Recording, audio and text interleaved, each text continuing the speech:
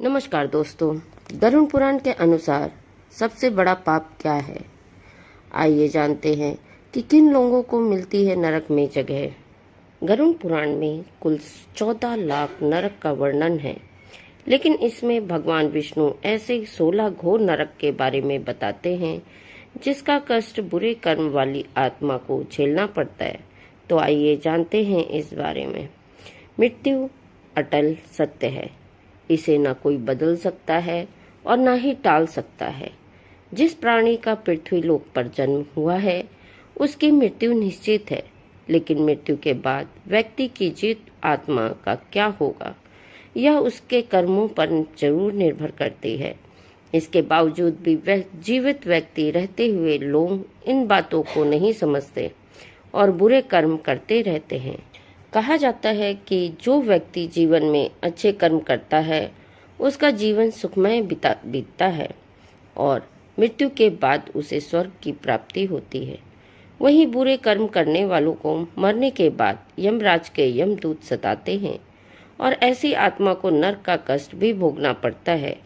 गरुड़ पुराण, जो कि हिंदू धर्म के 18 महापुराणों में से एक है, इसमें विशेषकर जन्म, मृत्यु, स्वर्ग, नरक और यमलोक आदि के बारे में विस्तार पूर्वक बताया गया है। गरुड़ पुराण ग्रंथ में भगवान विष्णु ने अपने प्रिय वाहन पंछीराज गरुड़ से मृत्यु और मृत्यु के बाद की घटनाओं को लेकर बातचीत करते हैं। इसी का वर्णन गरुड़ पुराण में किया गया है। वैसे तो गरुड़ पुराण में कुल 14 लाख नरक के बारे में बताया गया है, लेकिन इनमें 16 ऐसे घोर नरक बताए गए हैं जिसे जानकर किसी भी व्यक्ति की रूह कांप जाएगी। इन नरक में ऐसे लोगों की आत्मा जाती है जिसमें जीवन में बहुत बुरे कर्म किए हों। जानते हैं इन 16 नरकों को इसमें मिलने वाले दंड के बारे में। तमिश्रम नरक, ऐसे लोग जो दूसरों की संपत्ति हड़पते हैं उनकी आत्मा को बंदी बनाकर तमिश्रम नरक में तब तक पीटा मारा जाता है जब तक वह बेहोश न हो जाए। दूसरा है अंध तमिस्त्र नरक।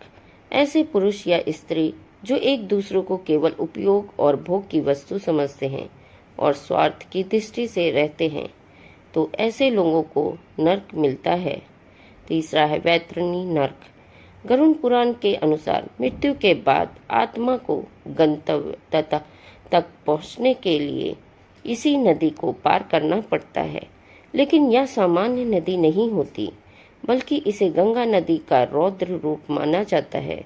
इसमें मलमूत्र, मरे हुए कीड़े, सांप, मांस और आग की लपटें होती हैं। इस नदी का लाल रंग होता है। ऐसे लोग जिन्होंने अपने जीवन में खूब पाप किए हों उनकी आत्मा को इस नदी में से गुजरना पड़ता है। रत्नों और धातुओं की चोरी करने वालों को तृप्त मूर्ति नरक की आग में रखा जाता है। पुयोटकम नरक। शास्त्रों के वर्णन के अनुसार यह नरक कुएं के समान होता है। इसमें रक्त, मानव मलमूत्र और कई घृणित वस्तुएं होती हैं। जो लोग बिना विवाह किए शारीरिक संबंध बनाते हैं और विश्वासघात करते हैं। कुंभी पाकम नरक। ऐसे लोग जो अपने स्वार्थ के लिए जानवरों की हत्या करते हैं और उनकी आत्मा मरने के बाद इसी नरक में आती है। वहां आत्मा को खौलते गर्म तेल में डालकर यातनाएं दी जाती हैं। विलपक नरक। जो ब्राह्मण मंदिरा पान करते हैं और इस नरक की आग में इनको रखा जाता है। अविसी नरक। झूठ बोलने वाले लोगों को इस नरक में भेजा जाता है। इसमें जीवात्मा को बहुत ऊंचाई से नीचे फेंका जाता है। लला भक्षम नरक।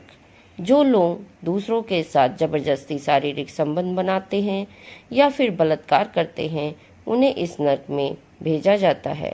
असिता पत्रम नरक। गैर जिम्मेदार और अपने कर्तव्य से पीछा छुड़ाने वाले लोगों को यह नरक मिलता है। यहाँ जीव आत्मा को चाकू मार मार कर छलनी की जाती है और यातना दी जाती है। कलसूत्रम नरक। जो लोग बड़े का आदर सम्मान नहीं करते उन्हें इस नरक में गर्म जगह पर तब तक रखा जाता है जब तक यातना समय समाप्त नहीं हो जाती। सुकर मुखम। नरक। इस नरक में मरने के बाद उन लोगों की आत्मा को भेजा जाता है जो दूसरों को अपने इशारों पर नचाते हैं और बुरा बर्ताव करते हैं। महाविची नरक।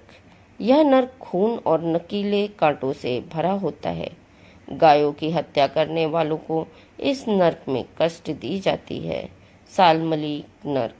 ऐसी स्त्री जो पराये पुरुष के साथ अनैतिक संबंध बनाती है, उसे इस नरक में जलते हुए कांटों को आलिंगन करना पड़ता है।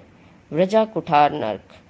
पेड़ काटने वाले लोगों को मरने के बाद इस नरक में व्रजों से पीटा जाता है। दुर्धर नरक। यह नरक बिच्छुओं से भरा होता है जो ब्याज आदि का धंधा करते हैं और असहायों से सूद वसूलते हैं। उन्हें इस नरक में लाया जाता है।